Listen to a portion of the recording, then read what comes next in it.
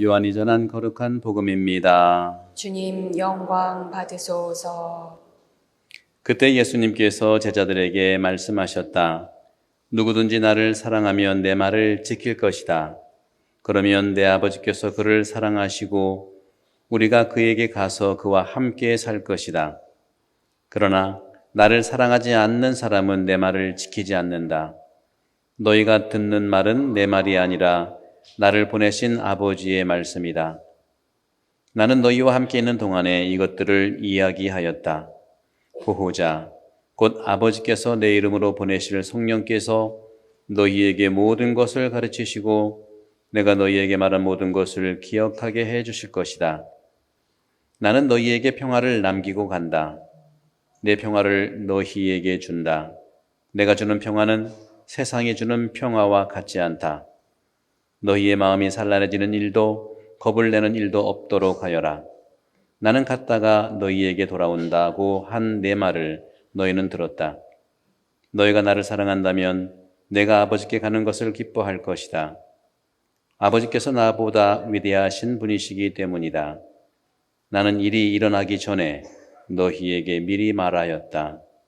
일이 일어날 때에 너희가 믿게 하려는 것이다. 주님의 말씀입니다. 그리스도님 찬미합니다.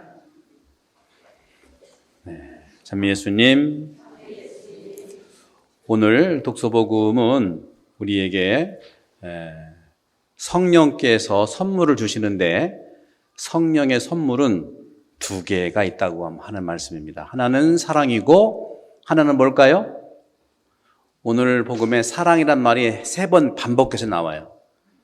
또 후반부에 또 어떤 말이 한 5번, 5번 정도 나오거든요. 이게 성령이 주신 선물인데 전반부는 사랑을 얘기했고 후반부는 뭐 얘기했죠? 평화. 평화가 바로 성령의 선물입니다. 성령께서 주시는 선물은 사랑과 평화인데 주시긴 주시는데 그 평화를 또 사랑을 잘 열매 맺는 길은 어디에 달려있냐 하면 마음에 달려있다는 겁니다.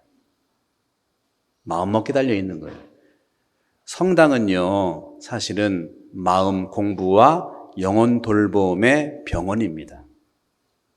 여러분 세상을 살면서 정글 속에 살면서 많은 상처를 입으시잖아요. 그죠? 특히 고국을 떠나서 이쪽에서 오래오래 살면서 정말 열심히 일하셨죠. 그 세상은 정글이죠. 여러 가지.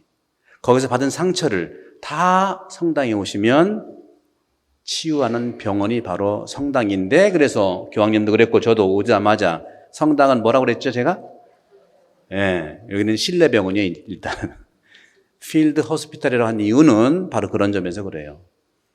열심히 살았기 때문에 여러 가지 상처가 있을 수 있어요.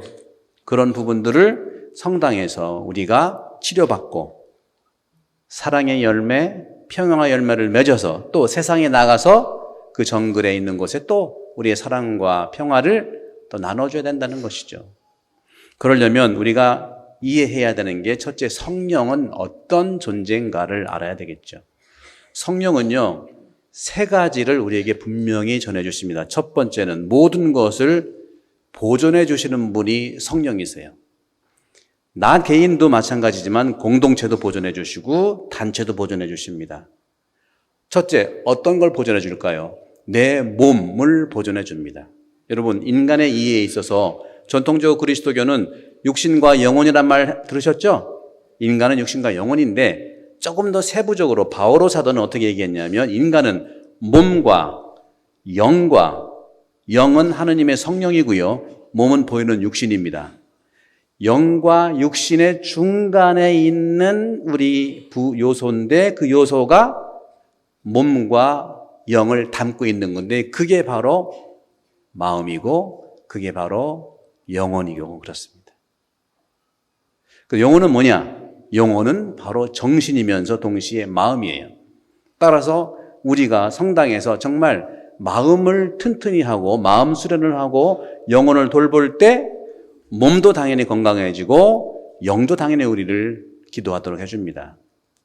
그러니까 성당은 마음 공부와 영혼 돌봄의 장소라는 것을 여러분들이 느껴야 되고 그러기 위해서 기도하는 거고 미사에 오는 거고 그렇습니다.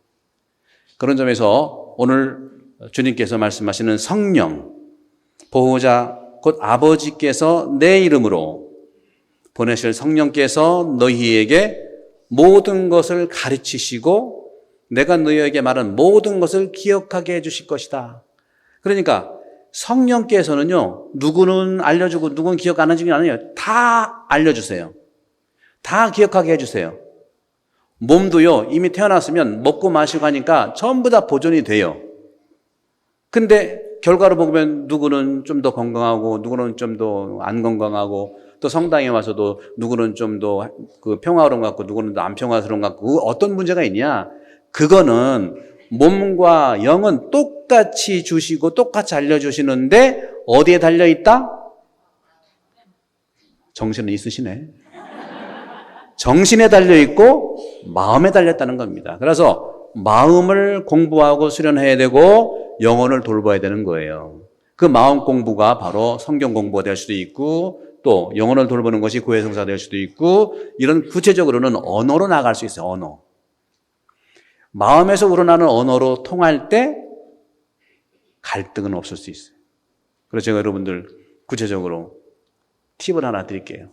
말을 잘할 수 있는 방법 몇 개 있는데요. 요새 유튜브 보면 굉장히 많이 나오는데요. 첫째, 가만히 여기서 보니까요.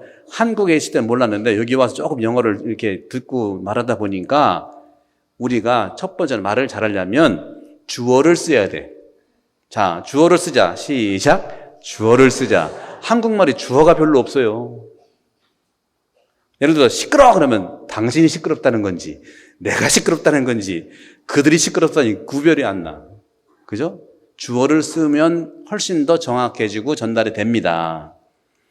그리고 두 번째는 대화하는 데 있어서 주인공을 상대방으로 둬야만 대화가 가능해요. 주인공을 상대방이 시작했는데 내가 주인공으로 뺏어가면 안 된다. 예를 들어 엄마 오늘 학교에서 내가 점수를 한 70점밖에 못 받았네. 그렇게 얘기를 하면 엄마가 너 나중에 어떻게 하려고 그러니? 엄마가 주인공을 뺏어오는 거야 이제.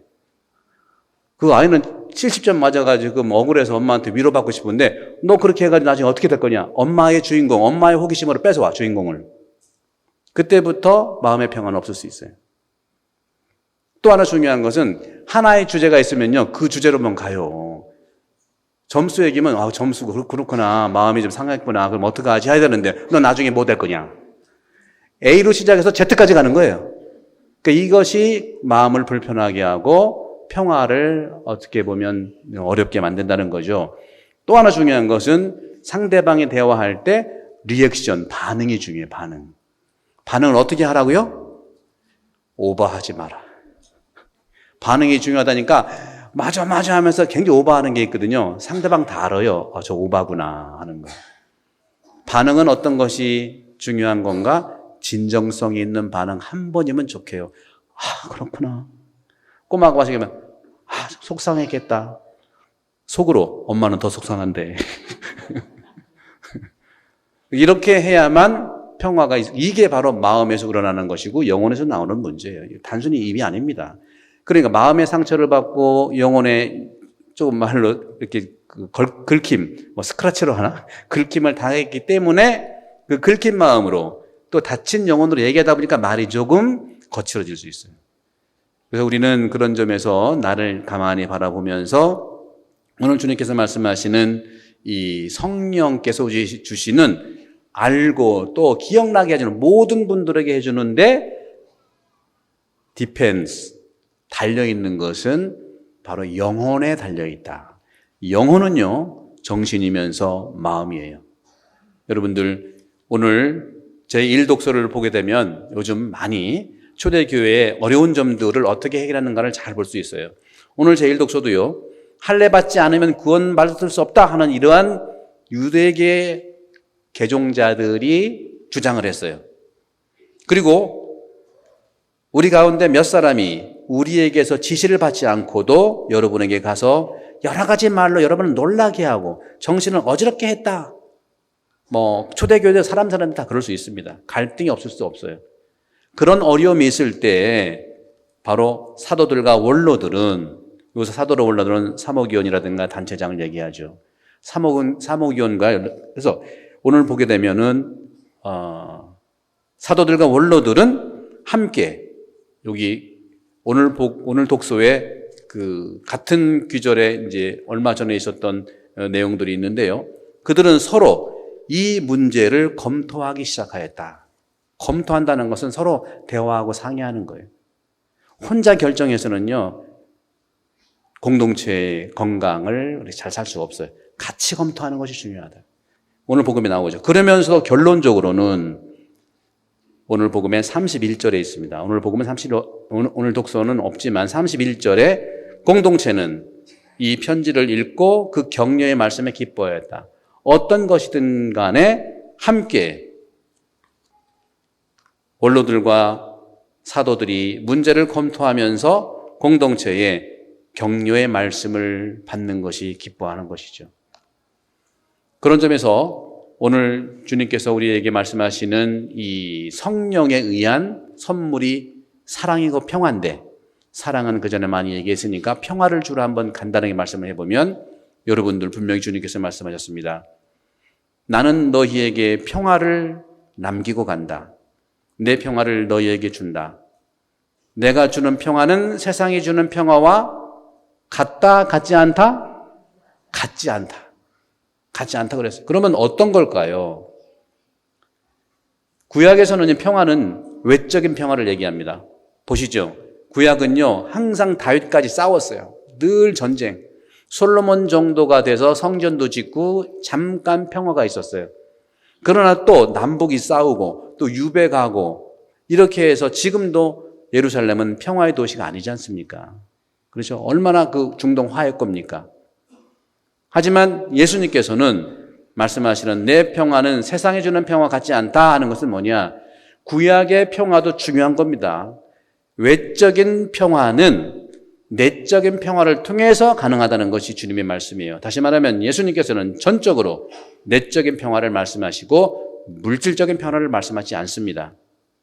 루카복음 17장 21절에도 하느님 나라는 너희 가운데 있다 하는 것처럼 우리 안에 하느님 나라가 있듯이 주님의 평화도 우리 마음 안에서 시작하라는 거예요. 마음에서. 주님께서도 그러시죠.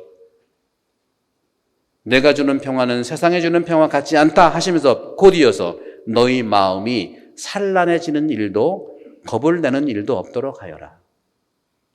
마음 수련을 하고 영을 돌봄을 해야만 가능하다는 것이죠. 여러분들은 성당에 오셔서 어떤 마음으로 느끼십니까? 성당에 오시면 편리하십니까? 성당에 오시면 편안하십니까? 약간은 불편해요. 편리하지 않아요. 그렇죠? 미사할 때 어린이가 울 수 있어요. 불편해요. 그러나 그 우는 어린이와 함께 미사를 봉헌한다는 것은 편안함을 주는 것이 아니겠는가 하는 거죠. 그럼 편리함은 뭐고 편안함은 뭘까요? 제가 오늘 가져왔는데 편리함은 핸드폰이 너무 편리해. 막 찾아볼 수 있고 막 볼 수 있고. 그러나 이 편리함 때문에 우리가 편안함을 늘 우리가 감수해야 된다는 말도 있을 수 있겠죠. 그러면 본당 안에서 우리 가정은 편안한다는 걸 뭘까요? 내적인 문제입니다. 성당에 와서 편안함을 느끼는 건 뭡니까? 이 십자가를 바라볼 때, 저 십자가가 우리 할아버지도 바라보던 십자가네? 그러면 편안해지는 거예요. 저거 보니까 우리 엄마가 기증한 성모님이네? 그럼 더 편안해. 그죠? 우리의 전통적인 가족이 함께 공유했다고 하는 평화, 마음의 평화입니다. 그런 점에서 저는 여러분들께 오늘 주님께서 말씀하시는 평화, 우리 안에 늘 차고 넘치는 그러한 한 주가 되기를 바라면서 특별히 세상에서도 역시 마찬가지로 모든 분야에서 내적인 평화에 대한 얘기를 많이 합니다. 철학이라든가 또 정신의학에서도 그렇고 여러 가지 얘기를 많이 하죠. 스토아과에서는요, 마음이 흔들리지 않고 흥분되지 않는 그런 모든 것 앞에서 무감각해라, 냉정해라 하는 것들을 많이 훈련을 합니다. 또 요가에서는요, 서로 침묵과 고요를 통해서 충격을 완화시키고 고요함을 선택하도록 훈련합니다. 세상에는 이렇게 고요함과 평화를 공격하는 많은 방해꾼들이 있어요. 하지만 우리 주변에서는 어떤 면에서 내면에 좋지 않은 것들, 고통들도 너무 많이 있다는 것이죠. 그럼에도 불구하고 누가 그런 평화를 가르칠 수 있느냐? 평화가 가능한 방법이 있느냐? 바로 있는데 그게 바로 그리스도께서 가르치시는 평화라는 것을 우리가 믿어야 된다는 것이죠. 그러면 구체적으로 나는 너희에게 평화를 남기고 간다. 바로 주님께서 남기는 그분의 평화는 뭡니까? 여러분이 늘 보시는 십자가입니다. 십자가가 여러분들의 평화의 중심입니다. 냉정함을 배우고 고요함을 아무리 배워도 그리스도의 평화의 핵심은 십자가입니다. 누군가는 십자가를 져야만 평화가 있는 거예요. 세상은 이걸 하지 못하고 하지 않잖아요. 왜? 여러 가지 이권들이 있는 거예요. 무역전쟁도 마찬가지죠. 성당에서는 어떠한 경우라도 스스로가 평화의 사도가 된다는 것은 그리스도께서 십자가를 진 것처럼 그것을 질 때 마음의 평화뿐만 아니라 성당의 평화를 배워서 세상에서 받은 상처를 우리가 치유하고 주님께서 인도하셔서 다시 세상에 가서 세상의 평화를 나누는 제자가 되는 것이죠. 십자가는 모든 분쟁과 번민과 고통과 분열 가운데 있는 주님의 평화의 표징입니다. 그 십자가가 바로 하느님을 사랑하는 모든 사람들이 모든 어려움에도 불구하고 주님의 사랑과 평화에 협력한다는 가장 확실한 징표입니다.